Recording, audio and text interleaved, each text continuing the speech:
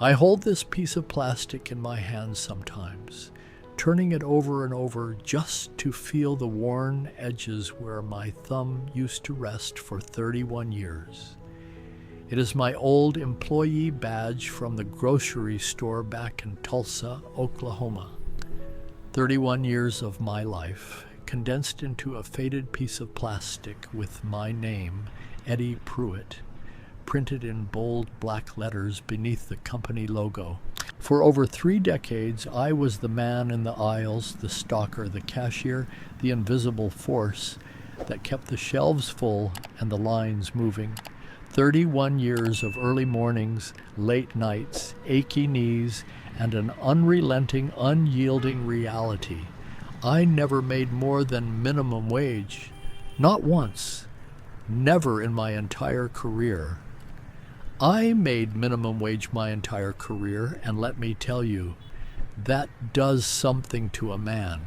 It quietly, systematically strips away your dignity, layer by layer, until you feel like you are worth exactly what they pay you, which is the absolute bare minimum required by law.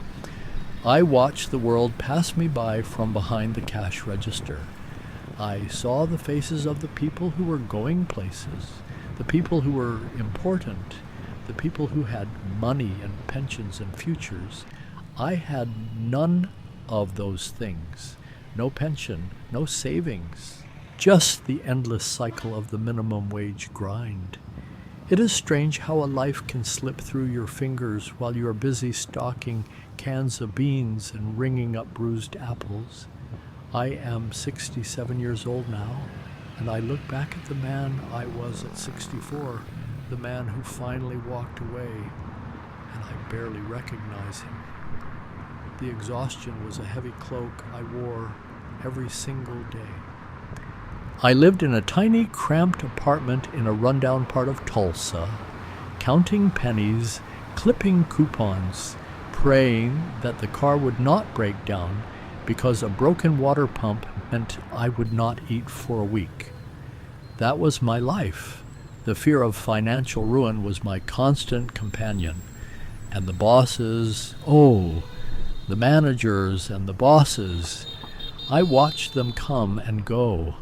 I saw them get their bonuses, buy their new cars, talk about their summer vacations to places I could only dream of. I watched them live differently, breathe differently, walk with a sense of entitlement and security that I never knew. They had salaries. They had benefits. I had the minimum wage, a plastic badge, and a growing sense of panic as retirement age loomed on the horizon.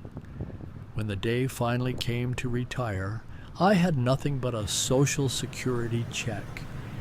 $850 a month.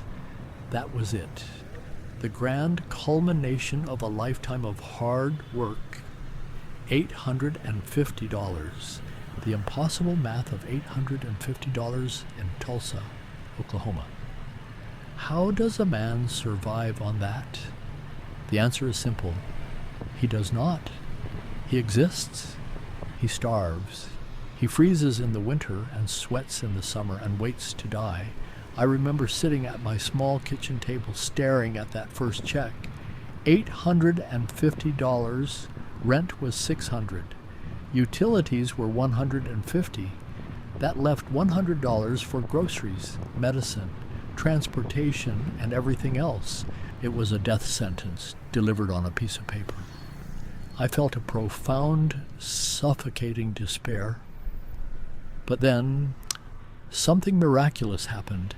I was at the local library trying to stay warm on a cold November afternoon, browsing the shelves for anything to distract me from my reality.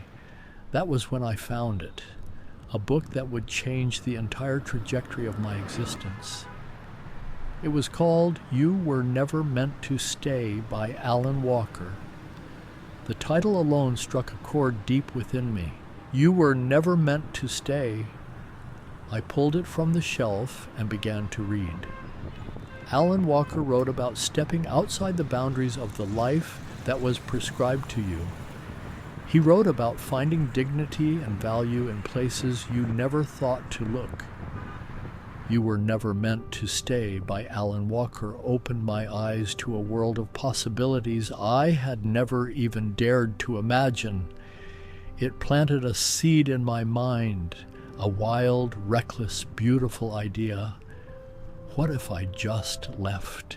What if I took my $850 and went somewhere where it actually meant something? I called my sister Dolores. She still lives in Tulsa, the only family who ever kept in touch with me. I never married, never had kids. It was just me and Dolores. When I told her my plan, she thought I had lost my mind. "Eddie," she said, her voice trembling with concern, "you cannot just pack up and move across the world. You are 64 years old. You do not speak the language. You do not know anyone." But I read her a passage from You Were Never Meant to Stay by Alan Walker, the part where he talks about the danger of living a life dictated by fear and the absolute necessity of claiming your own worth. I told her, "Dolores, if I stay here, I will die a slow, miserable death in a freezing apartment, eating canned soup and feeling like a failure. I have to try." And so I did. I sold what little I had, packed a single suitcase, and bought a one-way ticket to Vietnam, specifically to Hue. I had read that it was the cheapest major city, an imperial city with a slow pace and a deep, rich history. It sounded perfect. The flight was long and arduous, but when I finally stepped out of the airport and breathed in the warm, humid air of Vietnam, I felt something I had not felt in 31 years. Hope. Hue is a place of profound beauty. It sits on the banks of the Perfume River, its ancient citadel a testament to a glorious past. The imperial tombs dot the landscape. Silent sentinels of history, the city moves at a gentle, deliberate rhythm. It is a stark contrast to the frantic, soul-crushing pace of America. Here, time seems to stretch out, inviting you to savor every moment. And the food. Oh, the food. The bun bo hu, a spicy beef noodle soup that is a revelation in a bowl, costs mere pennies compared to what I used to pay for a fast food burger back home. But the most incredible thing, the true revelation of my new life, was the moment I realized what my $850 meant here. It was my second week in Hue. I was sitting at a small cafe near the Perfume River, sipping a strong, sweet Vietnamese iced coffee, watching the boats glide by. I had just paid my rent for the month. Let me give you the complete financial breakdown, spelled out so you can understand the sheer magnitude of the difference. My rent for a beautiful, spacious apartment with a balcony overlooking a quiet courtyard is $250 a month. That includes internet and water. My electricity bill is about $30.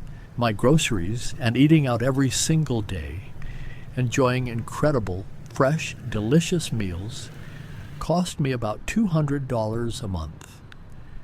Add in some miscellaneous expenses, and my total monthly living cost is right around $500. I have $350 left over every single month, left over. For the first time in my entire life, I'm not living paycheck to paycheck. I have savings, I have disposable income, I have abundance. The realization hit me like a physical blow. The tears came unbidden, streaming down my face as I sat there by the river. My $850, which was a poverty wage in Tulsa, a sentence to a life of a misery, was a fortune here. It was more than enough. It was absolute abundance. And then, The irony of it all washed over me. The title of this story, The Truth of My Existence. My check goes further than my boss's salary did back home. I remembered my old manager, the one who used to flaunt his brand new truck and his expensive watches. Even with his salary, he was always stressed about his mortgage, his car payments, his credit card debt. He was trapped in the same system, just on a slightly higher rung of the ladder. But here, with my modest Social Security check, I am living a life of true wealth. I am free from the crushing weight of financial anxiety. I am respected. I am valued. The people of Hugh have welcomed me with open arms. There is a deep respect for elders in this culture, something that is sorely lacking in America. When I walk down the street, people smile and bow. They call me uncle. The local vendors at the market know my name and always give me the freshest produce. I am part of a community. I have friends, both locals and other expats, who have discovered the magic of this place. We gather in the evenings, sharing stories and laughter, our bellies full of good food, and our hearts full of gratitude. It has not always been easy, of course. The language barrier is real, and the cultural differences can be challenging to navigate. But the warmth and patience of the Vietnamese people make every struggle worthwhile. Sister Dolores came to visit me last year. She was terrified of the journey, but I insisted. I wanted her to see my new life. When she arrived, she was exhausted and overwhelmed, but within a few days the magic of Hugh began to work on her. We walked through the ancient citadel, marveling at the intricate architecture. We took a boat ride down the perfume river at sunset, the water glowing like liquid gold. We ate bun bo hue at my favorite street stall, and I watched her eyes widen in delight at the explosion of flavors. And most importantly, she saw how I was living. She saw the peace in my eyes, the relaxation in my shoulders. She saw that I was not just surviving, I was thriving. As she packed her bags to leave, she hugged me tight and whispered, "You were right, Eddie. You were right to leave." I think back to that library in Tulsa, to the cold November afternoon when I found You Were Never Meant to Stay by Alan Walker. That book was a lifeline, a beacon of hope in the darkest of times. It gave me the courage to rewrite the narrative of my life. For 31 years, America told me that I was worth nothing more than the minimum wage, that I was expendable, invisible, a cog in the machine. But here in Vietnam, I have reclaimed my dignity. I have found a place where my modest income makes me wealthy, not just in terms of money, but in terms of quality of life, community, and respect. I am Eddie Pruitt. I was a grocery store stocker and cashier for 31 years. I never made more than minimum wage. But today, as I sit on my balcony and watch the sun set over the imperial city of Hue, I am the richest man I know. If my story resonates with you, if you are feeling trapped by a system that devalues your labor and strips away your dignity, I urge you to look beyond the borders of what you know. There is a whole world out there waiting to be discovered. And if you are interested in learning more about the book that changed my life, the link is in the comments. Take a chance. You were never meant to stay.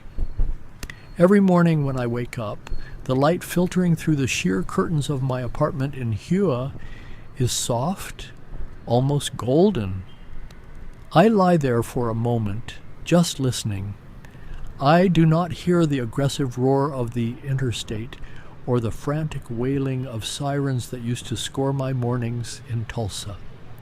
Instead, I hear the gentle hum of motorbikes, the distant crow of a rooster, the melodic cadence of a language I am still learning to understand.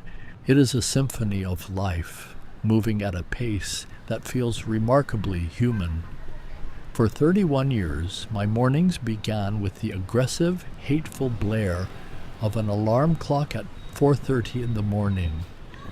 I would drag my aching bones out of a lumpy mattress, shuffle into a cramped, freezing bathroom, and splash cold water on my face, trying to wash away the exhaustion that had seeped into my very marrow.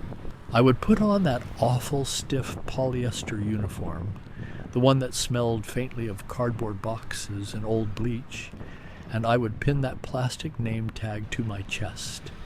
Eddie Pruitt, minimum wage employee.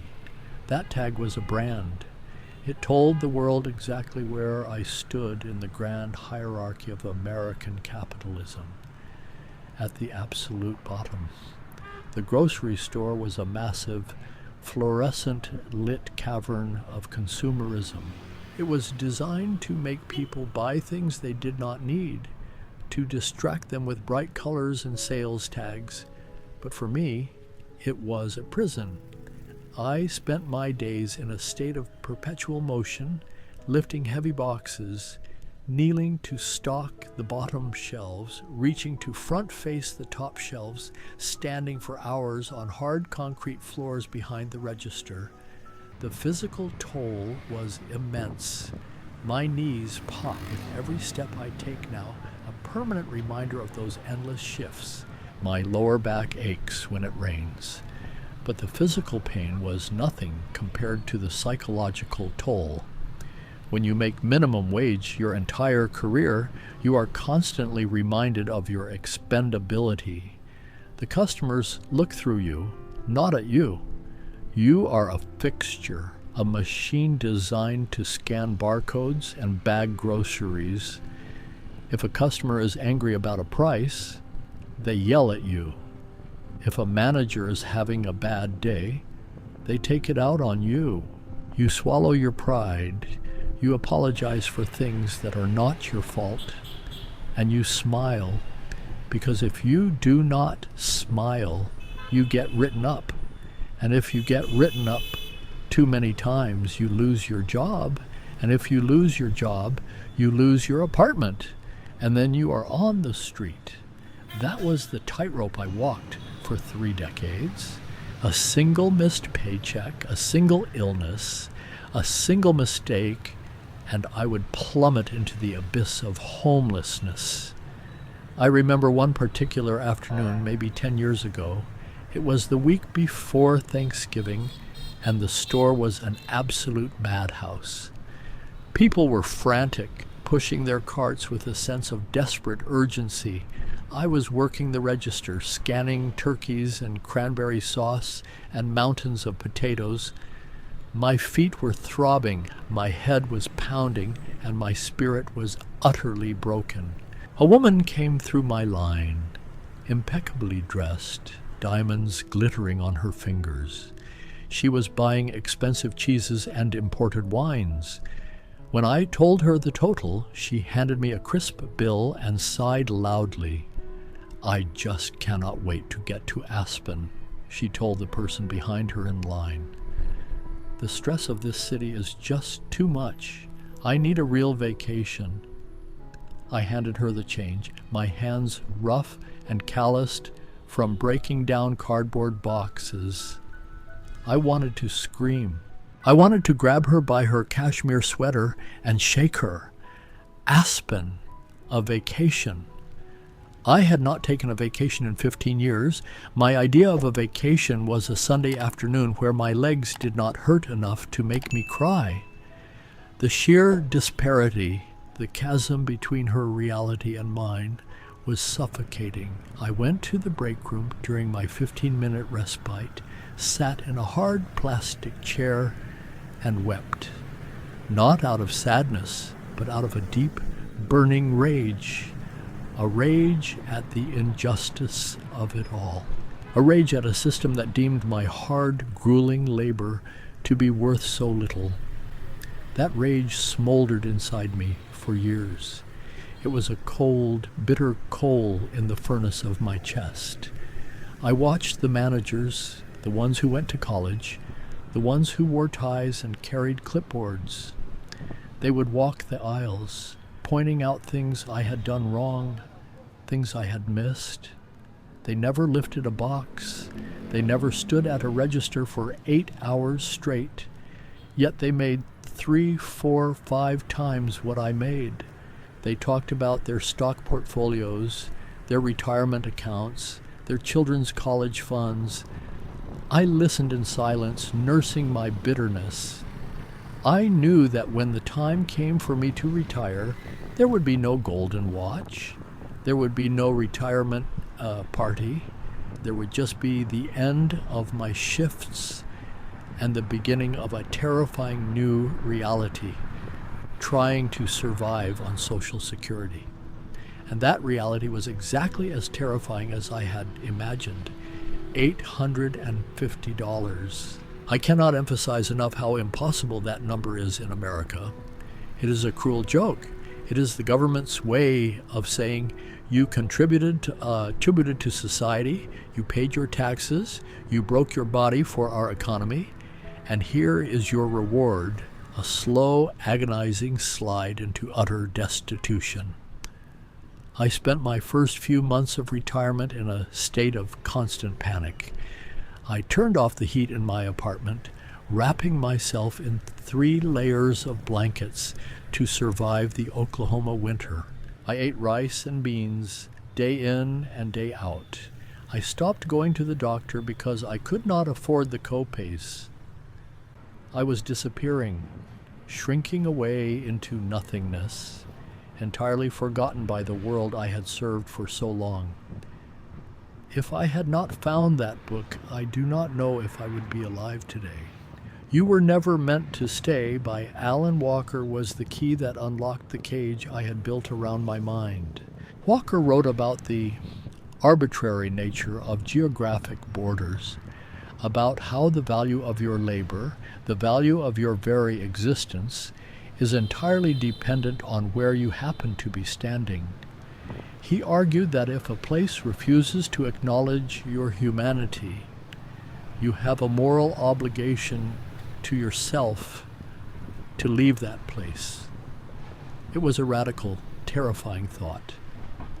Me, Eddie Pruitt, a high school graduate who had never left the state of Oklahoma, packing up and moving to a foreign country? It was absurd. It was impossible, but as I read and reread that book, the impossible began to feel like the only logical choice. You Were Never Meant to Stay by Alan Walker became my manifesto. I read it until the spine cracked and the pages were soft and dog-eared. When I first arrived in Hugh, the sensory overload was intense. The heat is a physical presence, heavy and damp, pressing down on you the moment you step outside. The streets are a chaotic ballet of motorbikes, bicycles, and pedestrians, weaving around each other with an unspoken intuitive understanding. The smells are intoxicating: lemongrass, fish sauce, roasting meats, incense burning on small shrines outside of homes and businesses. It was terrifying and thrilling all at once. I rented a small room in a guest house for the first few weeks, walking the streets for hours every day, just trying to absorb it all. I visited the Imperial City, the sprawling complex of palaces and temples that was once the seat of the Nguyen dynasty. Walking through those ancient moss-covered gates, I felt a sense of profound history, a connection to something much larger than myself. The grandeur of the architecture, the intricate carvings of dragons and lotus flowers, the quiet courtyards where emperors once walked. It was all so majestic, so deeply dignified, and the most incredible part, it was accessible to me. I was not priced out of the beauty, The Perfume River, or Song Huang, flows gently through the center of the city, a dark, reflective ribbon that seems to carry the very soul of Hu. In the evenings, the riverbanks come alive with people strolling, chatting, eating from small carts that sell skewers of grilled pork and sweet, crispy pancakes. I would sit on a stone bench, watching the colorful boats glide across the water, the sounds of laughter and conversation washing over me. Nobody knew me here. Nobody knew that I had spent 31 years stocking shelves. To them, I was just a foreigner, an older gentleman seeking a quiet life, and they treated me with a level of respect that I had never experienced in America. When I went to the market to buy vegetables, the women sitting on low stools would smile broadly, their eyes crinkling at the corners. They would patiently help me with my terrible attempts at pronunciation, gently correcting my tones, handing me extra sprigs of mint or basil with a wave of their hands. They did not see a minimum wage worker. They saw an elder. They saw a human being. The financial transition was perhaps the most staggering aspect of my move. I have already told you the numbers, the rent, the food, the sheer abundance of my $850. But it is hard to articulate the psychological freedom that comes with that kind of financial security. For 31 years, my brain was locked in a state of scarcity. Every decision I made was filtered through the lens of, can I afford this? And the answer was almost always no. The stress of that scarcity is a physical weight, a tightness in the chest, a constant low-level hum of anxiety that never, ever stops. When I realized that my income in Hue was not just enough to survive, but enough to live extremely well, that weight vanished. It was as if I had been holding my breath for 3 decades and finally exhaled. I remember walking into a local restaurant, sitting down, and ordering a feast: grilled pork, vermicelli, fresh spring rolls, a cold beer, and a plate of sweet, sticky rice for dessert. I ate until I was completely full, savoring every complex, vibrant flavor. When the bill came, it was the equivalent of $4. $4. I paid the bill, left a generous tip, and walked out into the warm evening air, feeling a sense of absolute euphoria. I was wealthy. I was rich. Not in the American sense of having millions of dollars in the bank, but in the truest sense, I had more than I needed. My sister Dolores could not comprehend it. When we would talk on the phone, she would express her constant worry. "Eddie, what if you get sick? What if there is an emergency?" she would ask. But I told her, Dolores, if I get sick here, I can afford to go to the doctor out of pocket. A visit to a specialist costs less than $20. The medication is cheap. If I get sick in America, even with Medicare, the out-of-pocket costs would ruin me. It was a hard concept for her to grasp, the idea that a developing nation could offer a higher quality of life for a retiree than the wealthiest country on earth. But it is the truth. The American system is designed to extract wealth, to squeeze every last drop of value from its workers, and then discard them when they are no longer useful. The Vietnamese system, while not perfect, is built on a foundation of community and familial respect. The irony, the beautiful poetic irony of my situation is something I reflect on often. My boss back in Tulsa, a man who made $80,000 a year, lived in a constant state of financial anxiety. He had a mortgage on a house that was too big, car payments on vehicles he could not truly afford, and credit card debt from trying to maintain the illusion of upper middle class success. He was a prisoner to his salary. His money disappeared as quickly as it came in, swallowed by the insatiable maw of American consumerism. Meanwhile, my $850, a sum that he would have scoffed at, a sum that America deemed a poverty wage, provides me with a life of absolute freedom. I do not have a car payment. I ride a bicycle or walk. I do not have a mortgage. My rent is a fraction of my income. I do not have credit card debt because I can afford everything I need in cash. My check, my meager minimum wage derived check, goes further here than his salary ever did back home. It is the ultimate revenge against a system that tried to grind me into dust. Of course, living in hue is not a utopian dream without any flaws. The summers are brutally hot, a suffocating blanket of humidity that makes even the simplest tasks exhausting. The torrential rains during monsoon season can flood the streets, turning the city into a muddy, chaotic mess.